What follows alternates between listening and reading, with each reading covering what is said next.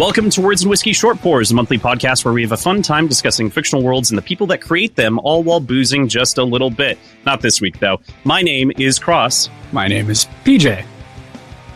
And this is a great episode that we have for you. I'm very excited, again, to welcome Rob Hart back onto the show, author of The Warehouse, the Ash McKenna series, The Paradox Hotel, the comic series Blood Oath, and most recently, Assassins Anonymous. Also, you're now a best-selling author, so big congrats there, and welcome to the show. Thank you so much, and thank you for having me back. I appreciate it. Super excited to talk to you about Assassins Anonymous and kind of this whole path that you've been on over the course of kind of the last couple of years, talk about co-writing a little bit and whatnot. But I figure for people who don't know, we should probably start with a little summary on the book before we kind of jump in on that end. So PJ, if you wouldn't mind kicking us off there. In this surprising, witty thriller, the world's most lethal assassin gives up the violent life, only to find himself under siege by mysterious assailants. It's a kill or be killed situation, but the first option is off the table. What's a reformed hitman to do? So, kicking it off, how did you enjoy this summer's set of Jenny's ice cream flavors? You know, I haven't gotten to them yet. I'm super disappointed. First off, I'm glad we're getting into the hard-hitting stuff first. Right. No, you know what it is. The thing about Jenny's is that when you want the special flavors, you have to mail order them, and they send them in a box with like the dry ice and stuff. And my schedule has just been kind of wonky lately, so I haven't. Yeah, I'm due to put in an order, man. Fair. But I think also, you know, having gone on, I went on book tour for this book in the beginning of June, and then I had to go away and teach at the college where I teach, and then I took my daughter to Disney. You know, I think I needed a little bit of break from all the ridiculous food. I'm on a bit of an ice cream break at the moment. Fair enough. That makes sense. I had a couple of employees in my normal day job of whom were like, we love ice cream. And so they each bought one of those boxes for hitting, you know, some internal goals and whatnot. And they both loved them. So high regards there when you do get to whichever set you choose, if you so. I mean, Jenny's hasn't made a bad flavor that I've had, and I've had a lot of their flavor. Awesome. Transitioning from sweets to this book is actually pretty easy with the intense relationship with hot chocolate that Mark has. But I want to talk about the cover of the book. There is a coffee cup there. Is it filled with hot chocolate or is it coffee? Cross and I were discussing this ahead of time. Oh, no, it's definitely coffee. Okay. So the thing that I loved about the cover, I mean, the Tal Goretsky, the designer who put it together, it's one of those things where it's like, I had no idea what to expect. I had no idea what to ask for. And when they sent it to me, I was like, this is so perfect. It's ridiculous. Yeah. Like, I think I told them, I was like, look, I don't care what you put on it, as long as it's not a city skyline or a silhouette of a man running with a gun. Like, otherwise, do whatever you want. And they came back with this. And so that cup is called the Anathora cup. And that design is sort of like the classic, you know, Greek New York deli cup. But they're also popular in recovery meetings. And that's part of the reason they went with that, because of the whole, you know, assassins and recovery thing. Makes sense. Perfect. Was this the only one that they gave you, or did they give you other cover options? Yeah, no, this was it. And it's always great when that happens. You know, I mean, I know what the publishers do. Like, they have like 20 options on their side, and they narrow it down to the one they really want, and they send it to me, because they know if they send me two, I might pick the one that they don't like as much. So they always try to remove as much guesswork out of the process as possible. But yeah, no, it's look, I haven't had a bad cover yet, but I've never gotten so many compliments on a cover as I have on this one. It's a great cover. It's really good. Yeah, to be fair, when I saw it immediately, I was like, ooh, this is immediately evocative, like you were saying, of the AA meetings, the knife straight through the cup and everything else. I was like, this could not be more perfect for the premise as it was pitched and as you talked to us about last time on the show. So very, very excited for kind of the concept and what's bloomed out of this. I wanted to ask a couple of little questions here. One is Mark. Obviously, there's a lot of inspirations for Mark as a character, this sort of central voice that I really appreciate as a through line. It's obvious from this and sort of any research of any interview that you've done that you're a massive fan of assassin movies. What was the research process like there for you? And what's the one that you'd recommend that everyone sees? you'd think they haven't? It's interesting because my research process for this was pretty nil compared to my last two books. Because like my last book was a time travel book. My book before that was a giant fuck you to Amazon. And so it was very much about like, capitalism and the economy.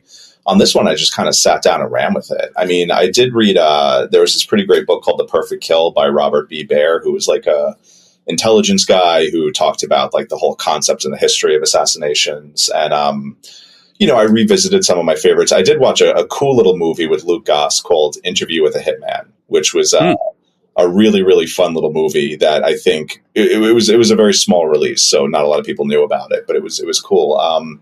I mean, my favorite Hitman movie of all time is The Professional, like by a mile. I love that movie so much. And I was trying to kind of get into that vibe where it was like, these characters are always in books and movies and stuff. They're always like these like supreme badasses who are just like experts at killing people. But the thing is they're also human too. And I didn't want to lose that element. And the thing I love about The Professional is that Jean Reno's character, Leon, is just, he's a deeply sad, lonely man who is like almost childlike because of this, like, you learn that he has some trauma in his past that kind of, arrested his development a little bit. So I was trying to get towards something like that, toward a character who felt like very human, who you can imagine like sitting down and having a cup of coffee with, but you can also understand like their ability to walk into a room and completely wipe it out in the blink of an eye. Mm-hmm. I think you nailed that with Mark. I mean, it's tough not to say because you get these like juxtapositions of both the flashbacks and the flash forwards that are just so wonderfully rendered. I think that do show both the very human nature of where he's at now, and then also that past of where he was as the Pale Horse. Before kind of head down the flashback train, very curious. How'd you feel about The Killer? Did you see that within the last year? Did you watch that at all? Is that the Fincher movie? No, I didn't. Ooh, okay. You know all why? Right. You know why? Is it came out around the time that I was working on this. Got it. Yeah, that makes sense. Where I'm like, oh man, I don't want it to. I don't want it to sort of bleed into my like the old ones is one thing. Like I've already got that sort of like built into my head. But like seeing new ones, I don't want to start like adopting mannerisms or voices from someone else. So I've been meaning to get to it, but it's also, I there's this thing people refer to it as free time.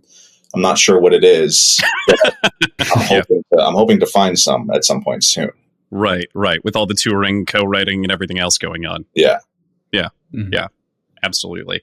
Talking about that structure a little bit and sort of the flashback modern day, I'm curious as to why you chose to adopt that method. Obviously, I spoke about it lending humanity, so maybe I've answered my own question here a little bit. But did you also write them in like a chronological sequence, or how did you construct that sort of framing device for the novel? I mean, so yeah, the story is told. You've got like present day and then flashback, present day, flashback, and it goes back and forth like that. And there was a part of that it was a bit of a cheat. I wanted to have my cake and eat it too. I wanted to write a book about a hitman who wasn't allowed to kill anyone, but also had to show him killing people because, that's kind of the fun part. But also, there needs to be some both a demonstration of his ability, because if everyone's saying he's the best hitman in the world, but he's not actually doing the work, then it's, it's kind of like an unreliable narrator kind of thing. But at the same time, I think it was important to show his journey from being like first how he got into the business and why he was well suited for it. But then what brought him to the point that he wanted to quit, and if you don't have that through line, then you lose the emotional resonance of him making the decision and saying like, I want to grow, I want to change, I want to be different. How do I do that? And then finding the support group that's going to help him do that. Mm-hmm. Definitely makes sense. Yeah. So kind of feeding off of that with Singapore being the alternate sort of locale in a lot of the flashbacks and in present day as well. You're obviously well acquainted with New York, but do you have experience traveling to Singapore, or have you spent time there at all? Yeah. I was there for about a week. This was like pre-COVID. This is years ago. And it was such a cool place. It's bizarre. It's tiny. It's so small. I had an Uber driver who told me he can bike around the entire country in 4 hours. And it's an authoritarian regime. So I walked most of that country. I was averaging like 20,000 steps a day, and I never once saw a police officer, and also never once felt unsafe. Because, I think the year that I was there, the year prior, the government had put more people to death than people had been randomly killed in the street. So it was like, it's intense, but, the food is incredible. The people were lovely. English is very ubiquitous. So, there were certainly instances where, I would be in like a food hall or something, and I would be like the only white dude there. And I'm like, oh, this is cool. But I also never felt unwelcome, and I never felt like I was struggling to communicate with people. Like some of the older folks didn't really speak English as well. Because it's a very melting pot country. It's made up of, a lot of Chinese, but also a lot of Malaysian people, a lot of, South Pacific and Indian people. And, so yeah, it was just like really, really fascinating place. And I was like, man, I just want to write about it. Mm-hmm. That's cool. That's awesome. Yeah. Wow. And kind of setting that up, it also, because there is sort of this more historical reputation of it being an underbelly, not so much modern day, of course, that it kind of is an interesting kind of feedback loop into the history of Singapore as well. So I kind of, as a personal touchstone, I kind of liked that it's like, oh, bringing, something, of course, like the mob is still going to exist in all kinds of places. And so to bring that as sort of a headquarters and a meeting place and locale, I really liked personally as I was going through. Thought it was great. Yeah, I had done a little bit of research into that, and there is like some triad activity. Triad being like a major like Chinese, like it's like the Chinese version of the mafia. Yeah, and there is some triad activity in Singapore, but again, like because of the regime, it's a little bit harder to get away with a lot of things in Singapore.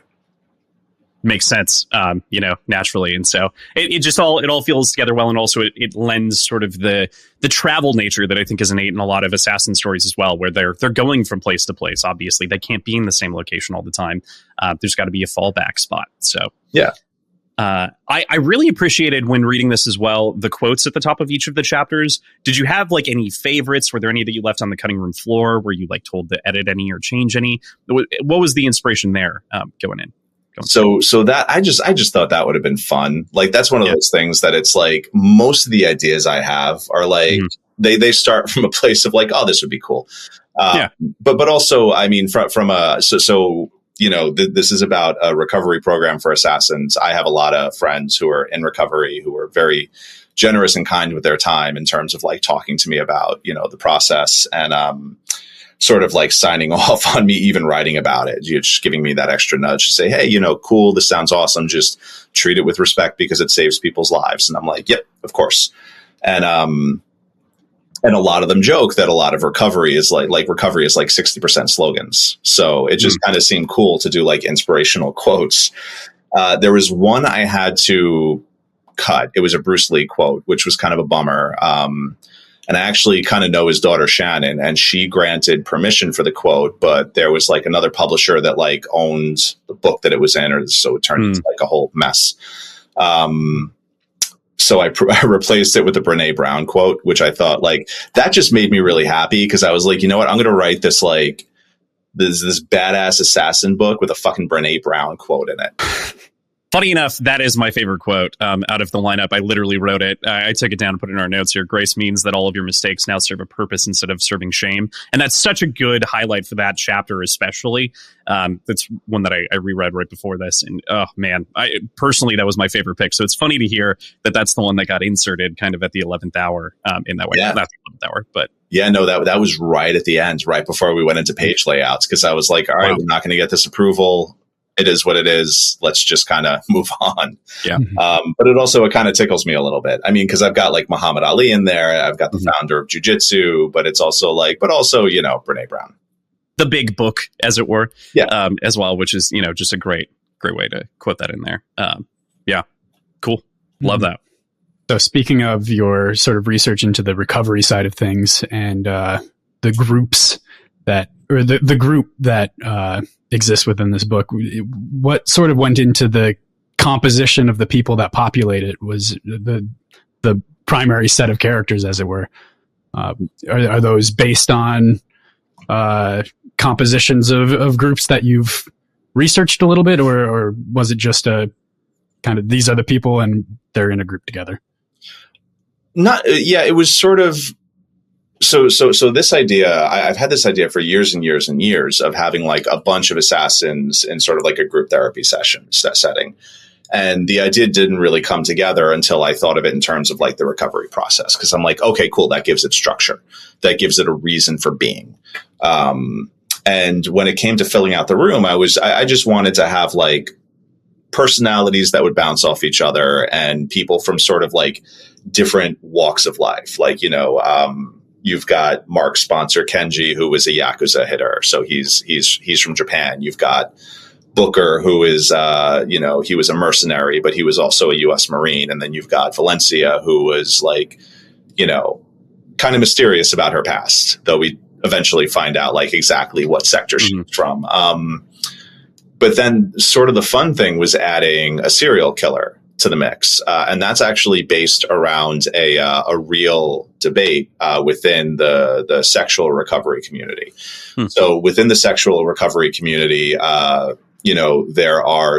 a term called MAPS, minor attracted people, or as we know them, pedophiles. And there's a debate within that community of how much of whether they should be welcoming minor attracted people into their meeting space. Because on one hand, if someone hasn't offended and they were born with this affliction and they are taking active steps to address it, maybe supporting them is a good thing because it's going to, prevent them from offending. And there are some people who have trauma related to that and therefore don't want to be around that kind of energy, or, who draw the line at pedophilia, which, anyone should because it's terrible. But it's a really, really fascinating debate. And, I'm not part of that community, so I'm not taking a stance any which way. But I thought it was interesting to bring a serial killer into the mix and then create this dynamic of, you've got Mark arguing that like, hey, like he's here. That means he's not killing people. This is a good thing. And you've got Booker saying like, no, but like he killed innocent people. We kill people in the game, he doesn't belong here with us. And so it was trying to find these like fun little conflict points within the group itself and see what I can build out of that. Yeah, that's interesting. I hadn't considered, I did really appreciate sort of the friction that Stuart brought to the group. And then as such, like kind of Mark taking on the role as sponsor for him at a certain point, of course, without getting into too much spoilers. We'll talk full spoilers in a minute here. But I really liked kind of this emphasis in on the group and then focusing on that. So that totally makes sense as a path of inspiration because there are, it even sings back in some ways to like Fight Club of like, do you belong in a recovery group that you don't belong to when you need to recover from something? And it seemed to interrogate that same sort of question for me, at the very least, on initial pass. But that makes much more sense to have like that narrow focus of a specific community and the way that they're kind of dealing with that. There are a couple of, I don't know that I would call them lovely necessarily, but great segments that are well written around a couple of different subway train incidents. What inspired you to write those segments from the perspective of, I'm forgetting the guy's name off the top of my, or not guy, the description of the guy, but Smiley. Smiley. That's it. Yeah. Smiley. Yeah. That was based on a real life incident. So I was curious. Yeah. Yeah. So and the idea is, you've got Mark on the train in the beginning of the book, and you see that like there's this guy harassing this woman, and he shuts it down in a very non-confrontational way, and then runs across the same guy later in the book when he's slipping, and the interaction is much different. And that was based on so around the time that I wrote that, it was the time that like there was that guy who was having that meltdown on the subway, and then that stupid kid just like choked him out and killed him. Which whole long conversation there about, the way New York City, focuses on, cops and not mental health and homeless services that would actually be useful for the people who are in the subway and struggling. But around that same time, I had an experience, and this is a guy who I actually saw on the subway, like with some frequency on the A train. And he was this guy, he had like scars on his face, and he was always carrying a bottle. He was a young guy, and was just one day I got on the train and he was harassing this woman and it was being really aggressive with her. And she was very clearly terrified. So I went up to him and I just started asking him questions. I was like, hey man, what's your favorite color? And, and he kind of looked at me. He's like, what the fuck? I'm like, hey, what's your favorite movie? And I trained in Krav Maga for a long time. And part of what they teach you is de-escalation. You should always de-escalate. Like, I'm not going to go over and knock the guy out. Like, that's stupid. He could be carrying a knife. He could be carrying another weapon. He's got a fucking bottle in his hand. Like, I don't want to get myself killed, but I'm not going to stand there and watch that happen. So, by asking him questions, I kind of just like it resets his brain a little bit. Like this is a proven technique within, de-escalation is just do something that's kind of like a little weird just to kind of like reset the structure of and the tone of the conversation.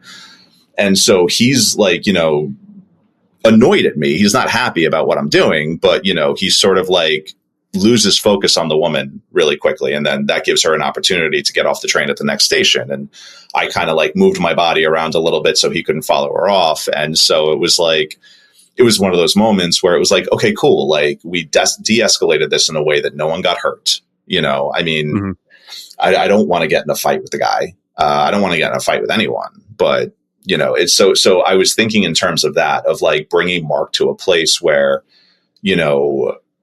it's kind of funny, like someone on the subway kind of like, getting like trying to play the tough guy game with him. And, it's some stupid fucking kid who's like full of bravado. And meanwhile, Mark is like literally one of the deadliest people on the planet. And he just kind of brushes it off because he knows like, yeah, whatever, like I could sneeze and you'd be dead. But then I thought it was important to kind of bring that back to show what happens, like the danger of that, the danger of slipping for him, but also why it's not effective to just say like, oh, I see a bad person on the subway doing something, I should attack him. You don't attack. Attacking is stupid. Yeah, I think it also does a really good job of kind of, like you said, slipping, of course, but also it kind of tees up whether or not he's like ready to be a sponsor as well, and whether or not like he's internalized that lesson himself, and whether or not he should be taking those steps. So I really appreciated it, and it seemed by no means self-inserty. So it's interesting to hear that you had that experience, but it seemed like a lived experience by and large. And spent a little bit of time in New York, of course, for like a year and a half, but it's so frequent in so many ways. And like you said, there just needs to be a little bit more of a focus on mental health as opposed to policing in those situations, and, people stepping up for other people as well. Yeah. Yeah. And look, like I'm lucky in the sense that like, I'm a big dude. I'm 6 feet tall. Yeah. I'm, 215 pounds. Most of the time, if I stand in front of somebody, they're going to calm down a little bit. And that's as far as I would ever like to take it. Like fighting is like the dumbest thing in the world. Yeah. I trained in Krav. I trained in Muay Thai. I train so I don't have to fight. Mm-hmm. So you dedicated this book to yourself, and I recently read one of the blog posts that you wrote on behalf of another publication, forgetting the name off the top of my head, detailing kind of the deeper reasons that you did that, being that this was for you and your career as it's taken sort of uncertain turns. Is there any decision along that path that you would have liked to have made differently, or that you think about, or that, one way or another? Oh, in my publishing career? Jesus, I could have made a million decisions differently. Of course, yeah. Right. Yeah, I don't know. That's the danger. It's the Monday morning quarterbacking. It's like you spend so much time thinking like, well, if I had done this differently, if I had done that differently, but it doesn't matter because the thing is done and you have to move on to the next thing. But yeah, that was a piece for Open Secrets magazine. My friend Rachel runs that, and it was about how there was this assumption of success with the Warehouse and Paradox Hotel because they were big splashy deals, and the books sold good. They didn't sell great. And the publishing is moving over to a place of, if you're not a bestseller out of the gate, it's kind of like, oh, well, we tried, we've moved away from developing careers into, if you're not an overnight success, it's like, okay, well, we got to go look for the other overnight success that we thought you were going to be. And, so yeah, my publisher effectively dropped me after Paradox, which kind of sucked. And then, So I wrote Assassins from a place of frustration where I was like, okay, fine. Like I spent so much time trying to write something that I thought someone else wanted. I was like, well, I'm just going to write a book that I want to write. So I was like, cool. Yeah, that's my dedication. This one's for me. It's again, like it's the fastest I've ever written a book. It came out in like 5 months. And as per usual, I thought like, okay, this is garbage. And I gave it to my agent. I'm like, just do what you can. And then he sold it in a preempt to my previous publisher, which is why this business is as lovely and as frustrating as it is. Mm-hmm. Yeah, I found that story personally very inspirational because it is often, there's a lot of sort of self-doubt, I think, for people that are coming into writing in general, but then in addition, like even people of whom are published. I think Robin Hobb threw up a thing that almost timed at the same time, and I'm assuming this is just because I'm so in writers' circles that this happened, but she was like, it took me 10 years to get published the second time after her first book had kind of flopped. So, and that was with Assassin's Apprentice, which ended up being one of the biggest fantasy series of all time, longest fantasy series of all time. So similarly, don't give it up, of course, because every book you've written has been fantastic on that side of things. But on top of that, it's inspirational to see. That's the thing about publishing, man, is that the crisis of confidence never goes away, ever. Right. Like I still assume it's all going to disappear tomorrow. You know, like I assume that every book I write is just the last thing I'm ever going to write. And then I'm going to have to go back and get another grown-up job, which more than anything in the world, I do not want to do. But yeah, like, I mean, I don't know. I like even writers at the tops of their careers. I don't know any of them who are just completely confident. They're like, yeah, I'm fine.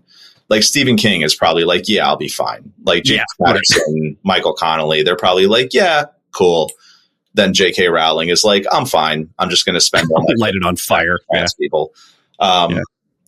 They're all doing okay. It's the rest of us who are just in a constant state of like, how is this still working? Yeah, that sort of mid-list reality. And we had talked a little bit about off air at some point, had talked a little bit about like short stories and the way that fuels careers as well, and how that has sort of also dwindled in its own way. Do you think that, like, on the other side of this, is there not enough nurturing in other sort of fictional development spaces like novellas, like short stories and otherwise? And do you think that there are any other shifts in the medium that you kind of see coming in the future for those types of writers and to fuel careers or otherwise? Like, where do you think that goes? Jesus. Let's get into the really depressing shit now. Yeah, man, I don't know. I mean, when I was coming up, there were like 7 or 8 places I could submit crime fiction to. And now like I can only think of like 2. There's Tough and Rock and a Hard Place. I can't think of, and then there are like the stalwarts like Ellery Queen and Strand. Mm-hmm. But, I don't know that I'm ever going to write a story that's right for those publications.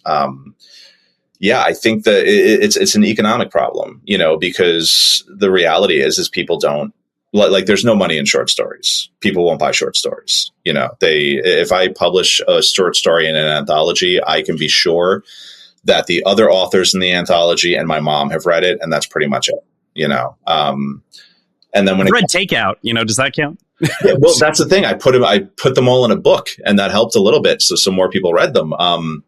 And then when it comes to novellas is like a weird, like hinky territory in terms of like the cost of publishing, because, if you've got a novella versus a full-size hardcover book, the cost of printing between the two is kind of negligible.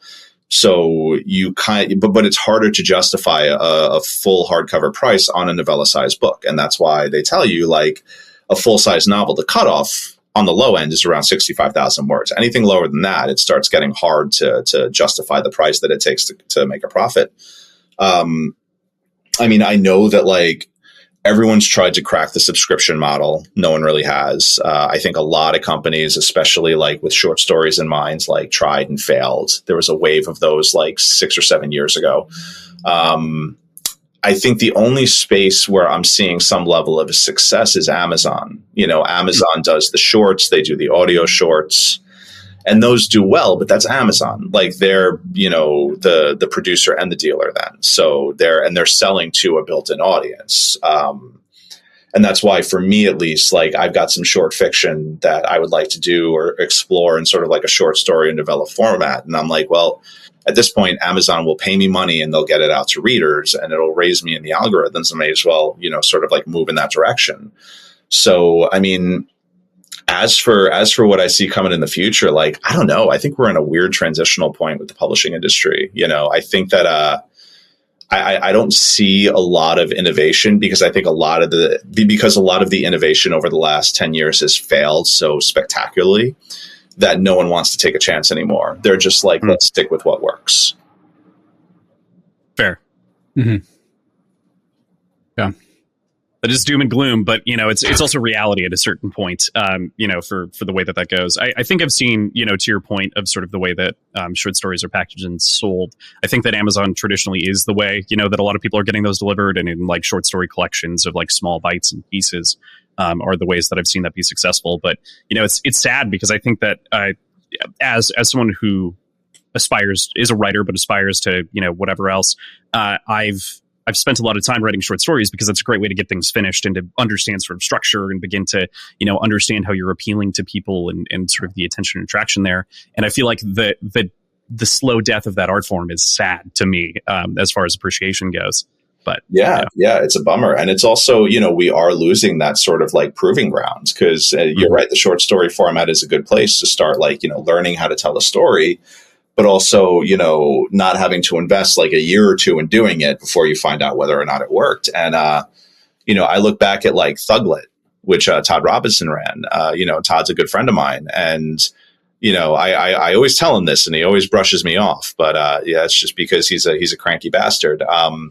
You know, Thuglet published me and Jordan Harper and Sean Cosby and Megan Abbott and Brian Panowich and all these authors who went on to sort of, you know, become big five traditionally published authors. Like, and he was publishing us back when we were fucking kids with like 1 or 2 credits to our names. So, you know, when you look at like a lot of you can go into a bookstore and just start picking off authors that he saw something in and published years before they hit it. And there's not really, that doesn't really exist anymore. Very true. Yeah. Sad. Yeah, guys, come on. Let's talk about something. I'm so sorry. We're going to talk about a killer now. Yeah. Let's transition into maybe some spoilery conversations a little bit about the book itself. I believe there's a sequel to it in the works. Am I correct in that?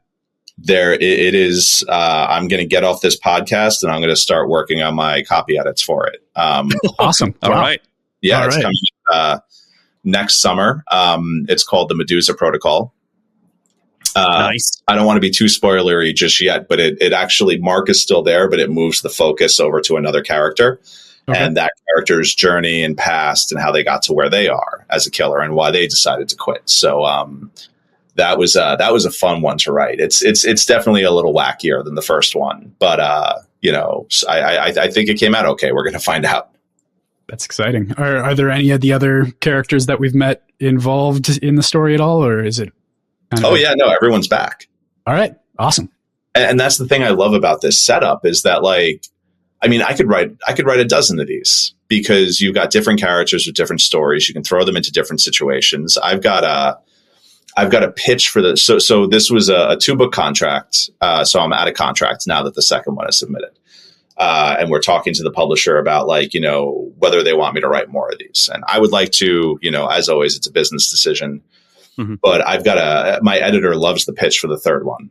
Like, and the pitch for the third one's a little weird. It was definitely like, I went into that conversation thinking like, this is not going to fly. And then when I pitched it to her, she was like, okay, that's weird, but it's pretty awesome. So, so yeah, I'm hopeful, man. Like, you know, there's also the movie option. Like, I hope that works out. Like, it got optioned by Spielberg and Amblin, and I know they're in the process of putting that together. But the Hollywood shit is always sort of like, it could happen, it could not happen. I assume it's not going to happen because it's better to be surprised than disappointed. But you know, we'll see how it goes. All right.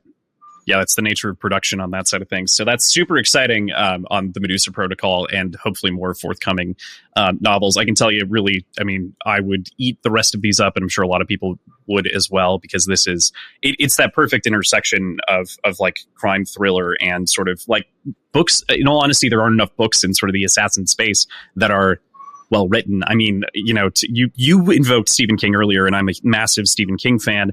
I read Billy Summers, and I was mostly disappointed. Versus like Assassins Anonymous was incredible. Thank you. It sound right. So yeah, got one over on the King. So sweet. So, again, getting into more spoilery questions about the book. So if you haven't read it at this point, I recommend turning around because these are like end game spoilers for it. So for anyone listening, thank you.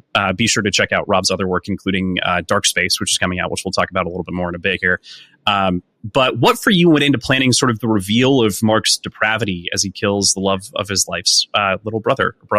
I knew getting him to quit, there had to be a rock bottom, and that seemed like a pretty solid rock bottom where like, there's, it's kind of the cliche that where like the assassin meets a woman and falls in love. It doesn't want to work anymore. But then I was like, well, I gotta take it a step further than that. Like, but the interesting thing is that in my original draft, he doesn't kill the brother. He just beats him like almost like within an inch of his life effectively. And my agent read it and he was like, nah, man, you got to do it. You got to kill him. And I'm like, fuck. That felt like almost too much. But then after I wrote it, I was like, oh yeah, no, this makes sense. Like you can't do a half measure here. You got to do a full measure. And yeah, like I needed it to be something so terrible. And that's also why I worked so hard to make Mark so likable and charming and funny and like the kind of person you want to hang out with. Cause I'm like, once we get to this point, which is like the halfway point of the book, like you're not going to want to stick with him unless you love him and you feel bad for him. Mm-hmm. Yeah, you can understand why he's on this journey in the first place, which, is absolutely what it does. And it bridges that compelling like flashback narrative and the sort of modern day in a way. It's where all of it sort of falls together in that moment. Like you're saying, and I found it incredibly compelling, especially when combined with sort of his deadly nature and his genuine paranoia and fear and, striving for something else and thinking he can have the best of both worlds. And, that's often not the case. Yeah. It was that thing where he wanted to change, but he hadn't done the work yet, and you have to do the work if you want to change. You can't just snap your fingers and then it's done overnight. And at that point, he was still like a finely honed weapon who was just trying to pretend like he wasn't. He needed to like put those steps and that time and that energy in to sort of like deprogram that. Awesome. Any particular reason you went with the Pale Horse for Mark's moniker? Were there any others floating around, on that end? That one came to me pretty quickly. And part of it is because of The Man Comes Around, Johnny Cash. Mm-hmm. He's narrating that Bible verse. And I just thought it sounded kind of cool and it hadn't been done before. And I was worried it was a little cheesy when I started out, but then I kind of fell in love with it pretty quickly. But then it also kind of worked in the sense that I made it that his handler who works at this organization, had like a religious kick and liked to name people after like religious figures. And so it just made it a little bit more interesting for me in terms of like, and I get into that a little bit more in the second book in terms of like thinking about what the afterlife might look like for them. Interesting. Yeah, I was going to say there's a lot of, especially in AA, there's a lot of like redemption obviously is like a core point, but there's a lot of killing going on if you're an assassin. So that is an interesting sort of juxtaposition given the ties of a lot of groups like that are to religious backing, although not religious inspiration perhaps, but not religious backing. So I'm interested to see how that plays out. Yeah. And that was another thing about the programs is that, a lot of the language in the programs involves like surrendering to a higher power. And there's always, there are debates within recovery communities about like, that aspect of it, like what that higher power is. Like, is it religion? Is it some greater higher power? Like some people will say, well, it's whatever higher power you choose. It doesn't have to be, the Catholic or Christian God. It can be anything. But even then there's like this interesting dovetail where, they, and I talk about this in the book where they kind of, to them, it's more that like they kind of decided that they were gods because they had the right to take life and, who has the right to take a life. So it's just fun little things kind of like tying around that theme that are, especially as like a recovered Catholic myself, is just fun to play with. Mm-hmm. I know that. I think we're all recovered Catholics on this. So. Yeah. It's great. Yeah. We talked a little bit about the serial killer inclusion in the recovery group. Did you create Steward with that background? When you created his background, did you have it in mind that he would ultimately become the big bad of the story, or did that kind of evolve after creating the character? I think I created the character first. I wasn't entirely sure. Like, this is the first book where I ever sat down and like wrote like the first chapter or so, just like off the top of my head, just having fun. And I think that I decided pretty early on, like I was trying to decide like who's going to be in this group. You know, like, okay, we've got a mercenary, we've got someone from special operations group, we've got a Yakuza guy, we've got Mark. Serial killer would be interesting. Like that was the first thought. And then it was like, as I was trying to figure out the end game, I'm like, well, who's got to be after Mark? And it hit me like, oh, it would be really interesting if Stewart's actually pretending, you know? And then makes it even more fucked up when he talks about how he had to go out and kill a bunch of people just so that he can get vetted properly into the organization. Yeah. It creates kind of a nightmare scenario for Stewart. He's such an interesting character to start with, one that I found a little bit of sympathy with, but it's hard to sympathize with a serial killer at the same time. Like, I was just like, oh man, you want better for him and you get where Mark's coming from, but at the same time you're like, dude, you gotta not do, how do you tell someone not to do that? Yep. And yeah, it was kind of fun. This, a lot of my research for the book that I did do was based around the Silk Road, which is the actual, darknet marketplace, where, people were selling like, guns and drugs, but you can also like hire killers and all this other crazy shit. And that got taken down years ago. But the idea of like someone basically like using the information they were gathering there to kind of like start influencing world events. It was like, well, this just feels like the natural step of Facebook.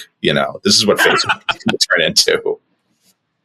Yeah, pretty quickly. And I mean, you don't have to look much further, and even YouTube in some ways, you don't have to look much further than the recent like Tenet Media whole thing of like people can and will pay for people and be able to like inoculate themselves. I think, again, you've managed to subtly sort of nudge and predict a thing shortly before, it happened, similar to the warehouse. So I gotta stop doing that. Yeah, please. Going to write a book about me winning the lottery. That'd be great for you. In addition, obviously, there's a great story within this self of Mark having this cat of whom follows him around for the entire story. I would be remiss if I didn't bring it up. What led you to create sort of the cast of other characters that follow us around, including, obviously our nurse turned assassin, and kind of everyone else that shows up as sort of the supporting ensemble? Any particular inspirations there? Well, so for the cat, that was P Kitty. That cat is named after my grandmother's cat. My brother and sister named him when they were kids, and the cat has since passed, and my grandmother since passed. But I thought it was just like a funny little nod to that. It's just a funny name for a cat. And there's a way in which like that's sort of like, it's an easy way to show that a character is a good person, is like to have them have a good relationship with a pet. But I also kind of like the idea of the cat eventually being the one who saved Mark, like from like an emotional spiral. Yeah, man, people have just latched onto that cat and it makes me happy. I'm not even like a big cat person. Like, I don't dislike cats, but I don't have a huge affinity for them. The only thing that I made a mistake on is that my daughter is obsessed with cats, like obsessed. And when she found out there was a cat in the book, she was so mad that I didn't let her name the cat. And I'm like, shit. But yeah, so then Astrid, who is like a black market trauma surgeon, and then you later learn it is is an assassin who's been hired to follow him. Yeah, I think she kind of started off as just a black market trauma surgeon. I just thought that was a cool. I think she also started off as kind of like a dominatrix, but then I was like, this is getting weird, But I thought it was when I kind of realized like, it would be really cool if she was an assassin too, then things clicked in a big way for me. And so Medusa Protocol is her story. All right. And I'll tell you, the opening of the book is she ends up kidnapped and thrown into a cell in a black site prison, and she has no idea why. And that's it. And then you jump to like a month later where Mark is just assumes that she's dead, or that she's like gone out, or she's relapsed or something. And then he receives a message from Astrid, and then almost instantly the group is attacked by a bunch of mercenaries. So that's kind of like the opening of the book. Good hook. Yeah. It's a fun one. There's some weird shit in that book. I am so excited now. The heel turn of Astrid was one that I found, obviously, like the assassin reveal, and then sort of the culmination of that final sort of sequence when everyone kind of turns on Stewart and we managed to take him down. I think was just excellent as far as composition goes. When you see this adapted, is there anything that you worry would end up be on the cutting room floor? Or anything that you think that they might change? I think it's pretty straightforward, in all honesty, from an adaptation perspective. Honestly, I had a great conversation with Lauren Abrams, who was the executive who did the option of the book and is working on it now. And I told her, I was like, look, the only thing that's really important to me here is that I don't want to see them just like throwing all the recovery stuff away and then murdering everyone at the end. Like, the recovery stuff has to mean something. And she was like, no, we totally get that. We totally understand that. And that's part of the reason that I went with them, is because they seem to have very clear care and understanding of that part of the story. Because I don't want to happen what happened with Death Wish with Brian Garfield's. Like, I don't know how familiar you guys are with that, but so the movie Death Wish with Charlie Bronson is based on a novel by Brian Garfield, and the thing is the novel, which is great and I highly recommend, is a repudiation of violence. It's a repudiation of vigilantism. It's about how it's bad. And then they made it into a movie where Charlie Bronson is just like killing, Black and Hispanic people like indiscriminately. And Garfield hated it so much. He ended up writing a sequel called Death Sentences that was supposed to be almost like an apology for what the movie did.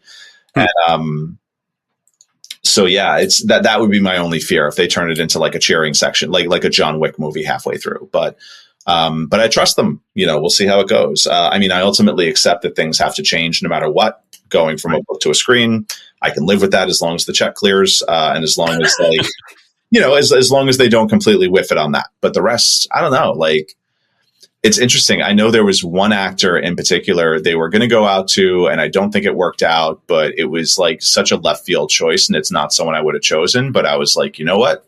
Cool. Like, I could see. Mm-hmm. Yeah. Interesting.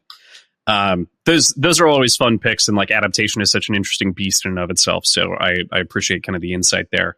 PJ, did you have anything else in the book that you wanted to hit before we talk about other stuff? I did have one kind of left field thing a little bit. Last time we talked, you were fiddling around with the lockpick, and we talked about that a little bit. So there's that one scene in Singapore where he like uses the snake pick to rake open the door. Did you like want to geek out a little bit more on the lockpicking stuff and incise it down a little bit? Yeah. Well, I think it's, and it's a little tiny detail, but I think it kind of underscores his authority in the sense that like, he knows what he's doing. Like, and the thing is like, it also underscores my ability as the author that I know what I'm talking about, because like, if I say he picked the lock, that's fine. But if I say he used, a snake hook to rake the lock, like that's a different thing. Like that's because that's the technique, that's the terminology. And then, even if you don't know exactly what it means, that I've at least done my research and I, know what I'm talking about. My lockpick set is like a favorite for when I'm doing podcasts and stuff. Cause I usually like today, it's my daughter's the stress donut that she got me, which I love. Like she's 9 and this kid is so emotionally smart. Like she'll see like when I get agitated about something or really frustrated, she'll just be standing next to me and she'll just hand me the stress donut. She won't even say anything. And then she'll just go back to what she's doing. I'm like, you are a good kid. Thank you. It's perfect.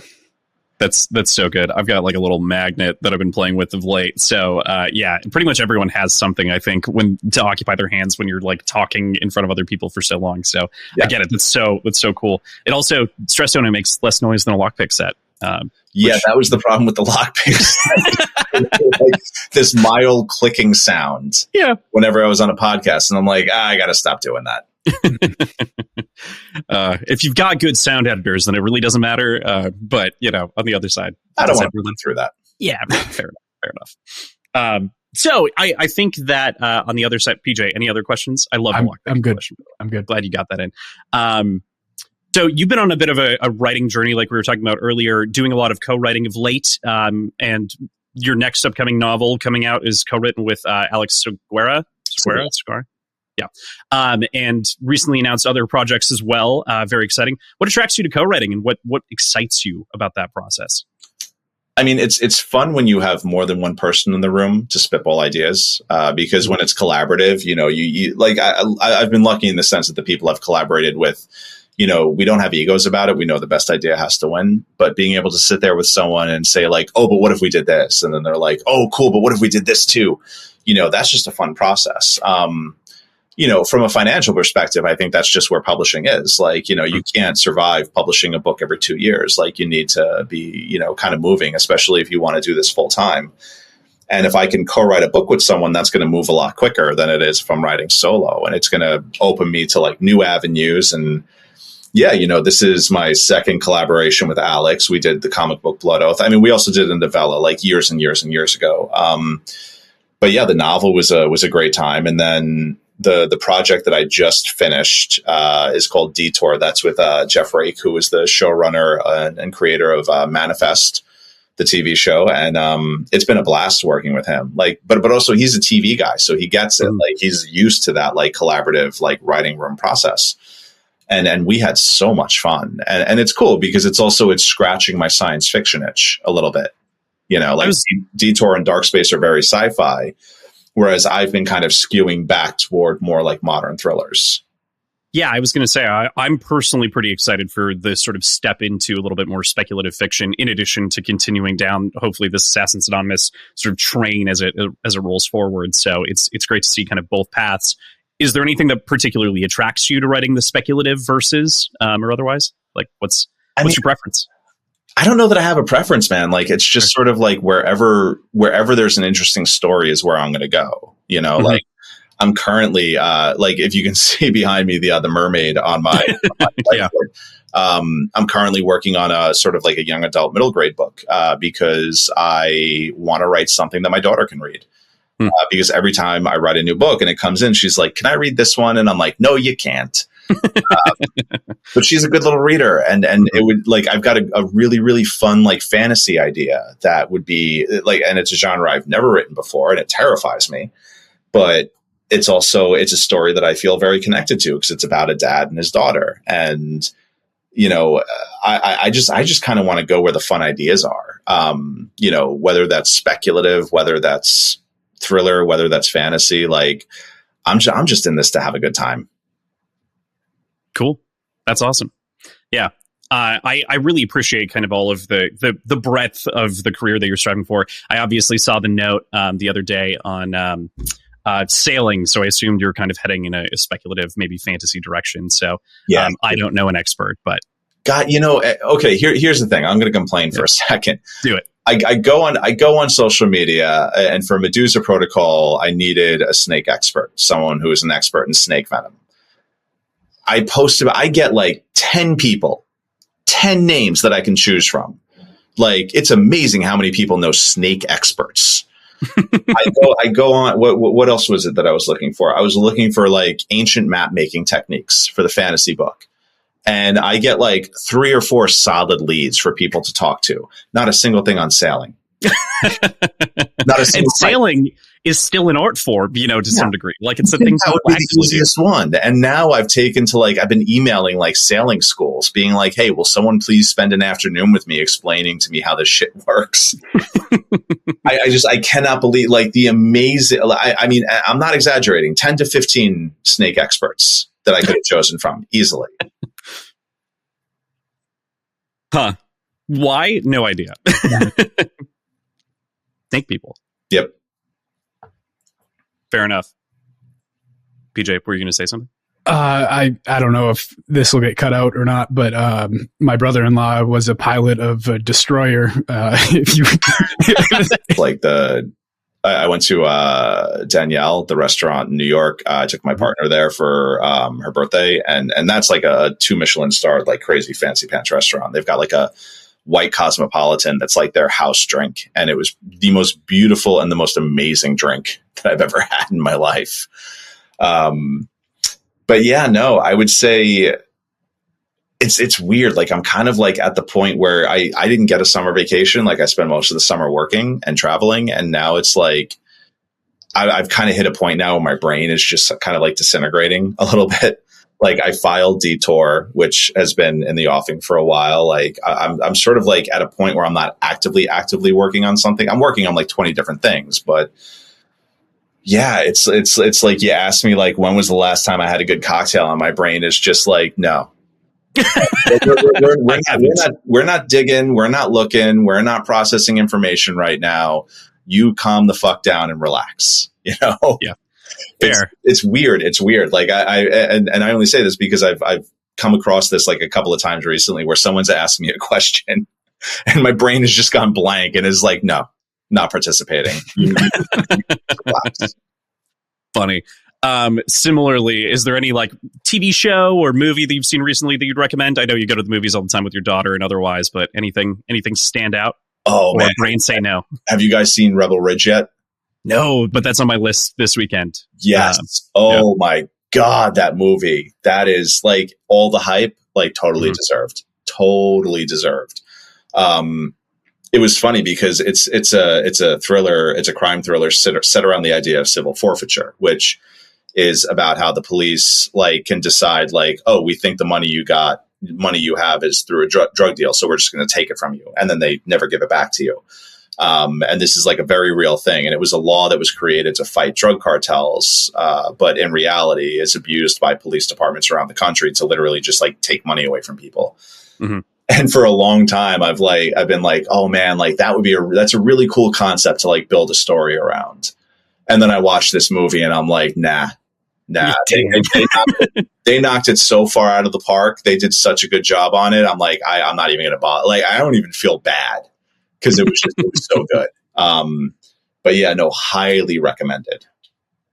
I just rewatched Molly's Game this last week, and a big portion of that story, of course, the Aaron Sorkin movie, is civil forfeiture as like all of her assets were taken away. And I was like, oh man, that is an interesting premise. So I refused to watch trailers, but Rebel Ridge caught me just from like seeing people talk about it in reviews and otherwise. So I'm very excited to get to it on that side of things.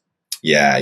I saw Aliens Romulus, and that was pretty good. It was definitely sort of like weird in the sense that I feel like we're leaning too far into like remix culture, where it felt like just like a remix of all the previous movies in ways that were both subtle and like blindingly obvious. But at the same time, it was like it was exactly what I wanted from an alien movie. It was a little scary, a little violent, and very, very gross.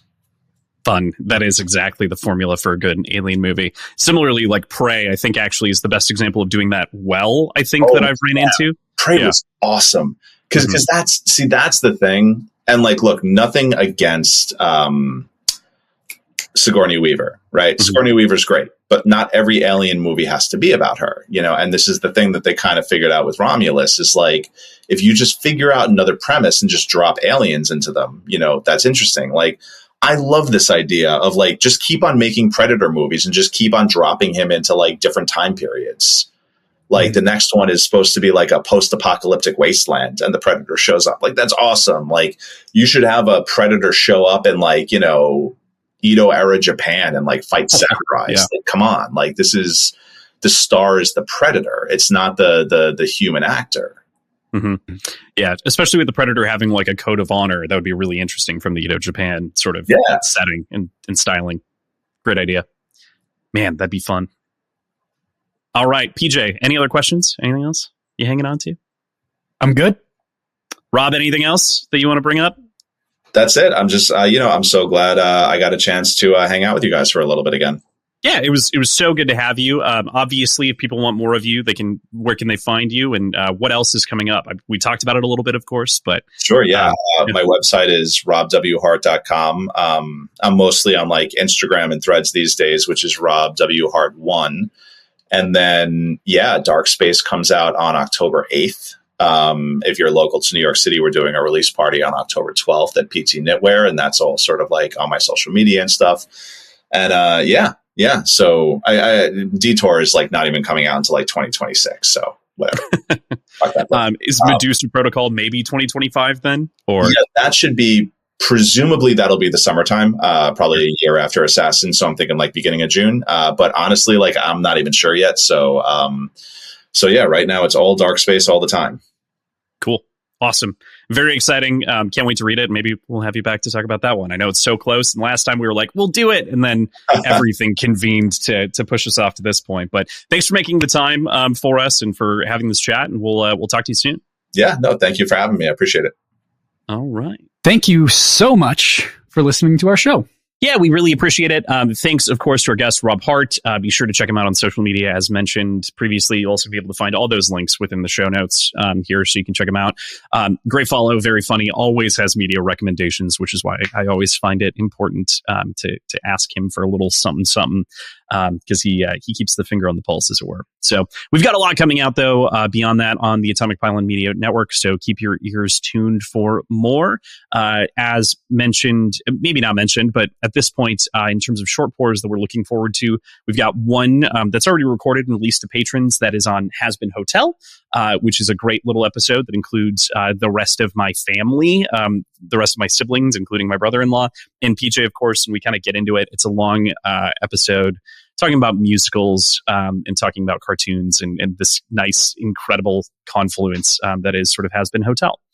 Beyond that, we also have another episode coming out on Iron Widow, of which I haven't finished reading yet. It's been a long year, but I'm going to be doing that next. So very excited to read and talk about that. So those are our next two short pours, as it were. Other than that, make sure you're following along with us for all of our coverage on Joe Abercrombie's First Law. You can also check out the... we already said to check out the show notes. I'm just in my patter a little bit. But in the show notes, you will also find our Patreon, our previous episodes, our website, all of our social media accounts, which are as follow: at Words Whiskey Pod on Twitter, Instagram, and Reddit, wordsandwhiskeyshow@gmail.com, and patreon.com/wordsandwhiskey. Beyond that, we will see you next week. Bye. Bye.